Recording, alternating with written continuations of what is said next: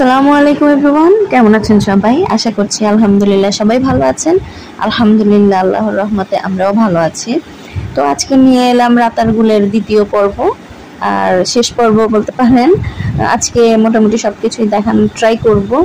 তো welcome to my another blog. যে যেখান থেকে ভিডিওটি দেখা শুরু করেছেন রিকোয়েস্ট করব না টেনে পুরো ভিডিওটি দেখবেন, আর দেখতে দেখতে যদি ভালো লেগে যায় অবশ্যই আমার চ্যানেলটি সাবস্ক্রাইব করে দিবেন। আর যারা আমার ফেসবুক পেজ থেকে দেখতেছেন অবশ্যই আমার পেজটি লাইক অ্যান্ড ফলো করে দিবেন।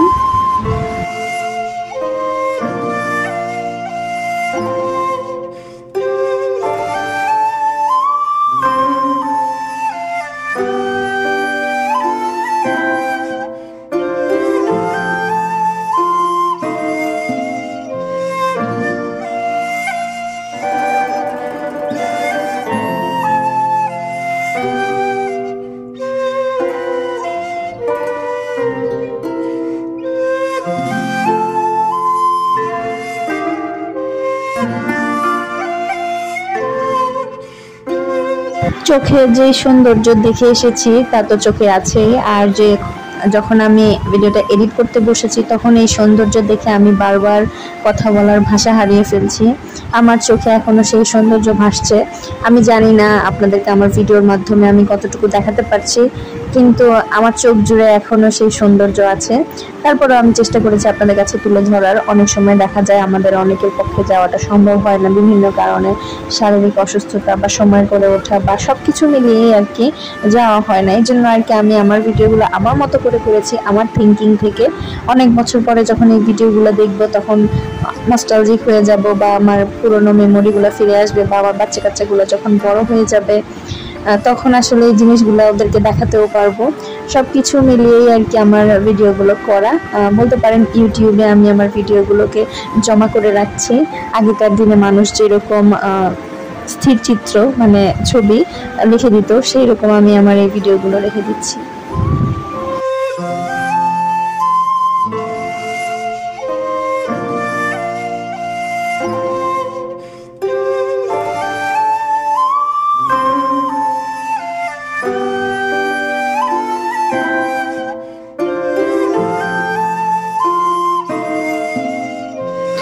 রাতারগুলকে জলাবন বলার কারণ হচ্ছে এখানে গাছগুলো প্রায় পানির 10 ফিট নিচে থাকে নর্মাল টাইমে, আর ভরা বর্ষায় তো আরো বেশি থাকে নিচে, অল্প উপরের কিছু বাহিরে থাকে আর কি।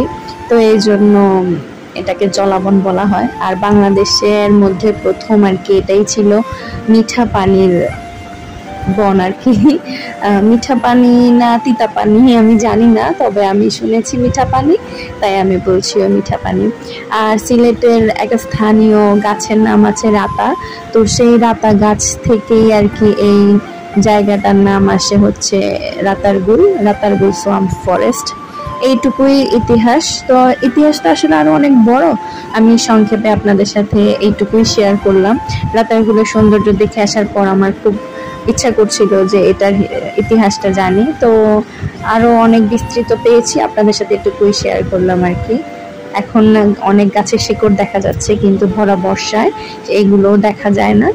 গাছগুলো হচ্ছে পানির অনেক নিচে থাকে, আর এইভাবে গাছগুলো বেঁচে থাকে। নর্মালি দেখা যায় গাছের গোড়ায় বেশি দিন পানি জমে থাকলে আর কি গাছ নষ্ট হয়ে যায়, কিন্তু এই সোয়াম্প ফরেস্টের গাছগুলো পানির নিচে থেকেই ভালো থাকে। তো এই যে আমরা যাচ্ছি আর একটা নৌকা আসছে, তো এখানে খুব ভালো লাগে, মাঝি ভাইরা একটা সংকেত ব্যবহার করে যখন বুঝতে পারে যে আরেকটা নৌকা আসতেছে, তো মাঝি ভাইরা একজন আরেকজনকে অ্যালার্ট করে যে আমি আছি, তুমি ওইদিকে চালাও, বা অনেক সময় কথাও বলে। আর সিলেটি ভাষা আমার কাছে খুবই ভালো লাগে, জানি না আপনাদের কার কেমন লাগে, বাট আমার কাছে ভালোই লাগে।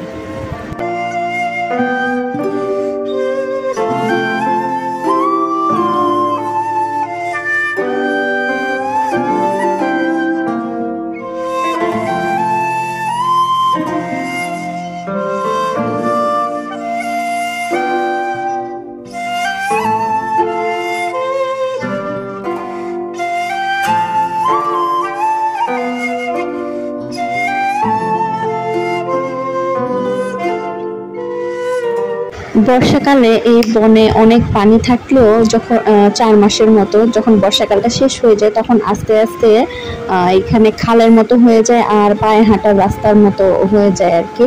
এই যে এখন যে জায়গাটা দেখতে পাচ্ছেন এটা অনেকটা রাস্তার মতো হয়ে আছে। তো ভরা বর্ষায় এখানেও পানি থাকে। তো এখন যেহেতু বর্ষাকাল শেষ তাই পানিও কমে যাচ্ছে, যার কারণে এখন আমরা এখানে একটা রাস্তা পেয়েছি। আপনি ভরা বর্ষায় আসলে এখানে কোনো রাস্তাই দেখতে পেতেন না। তখন এখানে প্রায় গাছগুলো 20 থেকে 30 ফিট পানির নিচে থাকে ও গাছের উপরের অংশগুলোই দেখতে পাবেন। তো যেহেতু আমরা বর্ষাকালে আসি না তাই আমরা একটা রাস্তাও পেয়ে গেলাম। খারাপ কি, রাস্তা দিয়েও একটু হাঁটি। আর হাঁটতে আমার ভয় লাগছিল কারণ যেহেতু এটা জলাবন, এখানে অনেক বেশি সাপ থাকে। আর অন্যান্য পশু পাখি তো আছে কিন্তু সাপ আমি অনেক ভয় পাই। সবকিছুই ভয় পাই কিন্তু সাপ যেহেতু এক্সপেরিয়েন্স হয়েছে তাই সাপটাকেই বেশি ভয় পাই। আর সাপ একটা অদ্ভুত প্রাণী বলি, কারণ হচ্ছে গিয়ে দেখেন সে লুকায় চুকায় থাকবে। আমার পা হাঁটার সময় আমার পা তার গায়ে লাগতেই পারে, তো সে লুকায় থাকার কারণে আমার পাটা লাগবে, এরপরে সে কি করলো আমাকে কামড় দিয়ে দিবে। এটা কোনো কথা? আমার কাছে কেমন জানি আনইথিক্যাল লাগে ব্যাপারটা। তো যাই হোক, এটা হচ্ছে রাতারগুলোর মধ্যে একটা রাস্তা তৈরি হয়েছে। যখন আরো বেশি গরম পড়তে থাকবে তখন আস্তে আস্তে পানি আরো বেশি শুকায় যাবে। শুকাইতে শুকাইতে এগুলো হচ্ছে খালের মতো হয়ে যাবে।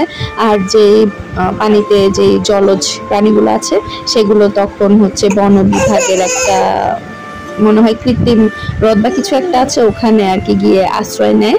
তো এই যে আমরা আবারও রওনা দিচ্ছি, এটা হচ্ছে আমাদের ফেরার সময়। তো বিদায় নিয়ে নিচ্ছি আস্তে আস্তে, আবার প্রাকৃতিক সৌন্দর্য উপভোগ করতে করতে চলে যাচ্ছে। তা আমার ছেলেটা প্রথমে ভয় পেলেও এরপরে তার ভয়টা কেটে যায়, তো সে আর আমি পানিতে হাত দিচ্ছি।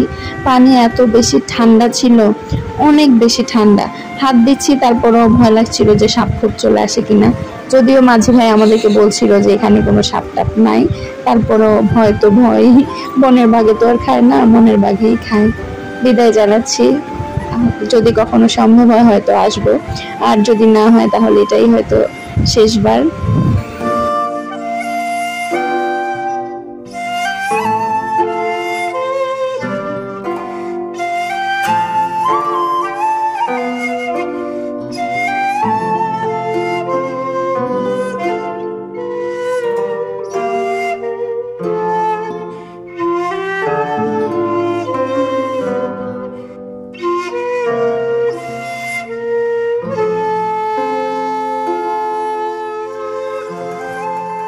তো আমরা আস্তে আস্তে পাড়ের দিকে চলে যাচ্ছি।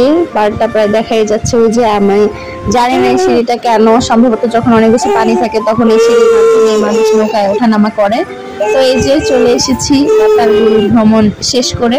আমার ছেলে আমাদের ড্রাইভার ভাই ওনার সাথে গিয়ে বসেছে। আমার এই জায়গাটায় বসার খুব শখ ছিল কিন্তু ভাইয়া যেহেতু বসে গেছেন ওনাকে তার বলতে পারি না উঠে যান, একটা অপূর্ণতা রয়ে গেল আর কি। তো যাই হোক, ইনশাল্লাহ আবার পরে কখনো আসলে অবশ্যই এখানেই বসবো আর যদি সম্ভব হয় আর কি। তো যাই হোক, ভিডিওটা আজকে এখানেই এন্ড করে দিচ্ছি। যারা যারা এতক্ষণ ধরে আমার ভিডিওটি দেখেছেন তাদেরকে জানাচ্ছি অসংখ্য ধন্যবাদ। পরবর্তী ভিডিও পেতে অবশ্যই আমার ইউটিউব চ্যানেলটি সাবস্ক্রাইব করে দিবেন। আর যারা ফেসবুক পেজ থেকে দেখছেন তারা অবশ্যই আমার ফেসবুক পেজটি লাইক ফলো করতে ভুলবেন না। আল্লাহ হাফিজ, আসসালামু আলাইকুম।